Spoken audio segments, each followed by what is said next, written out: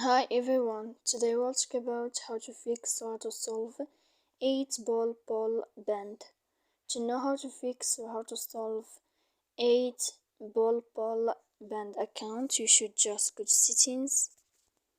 Then in this page you will enter to apps, default apps, app settings. After that in this page you will enter to 8 ball. Here in this window of app info you will enter to first stop and you will click OK. After that we'll enter to storage, then we click clear cache, and in the end you can go to Play Store. You will search about 8 ball. When you find it you can update your application there.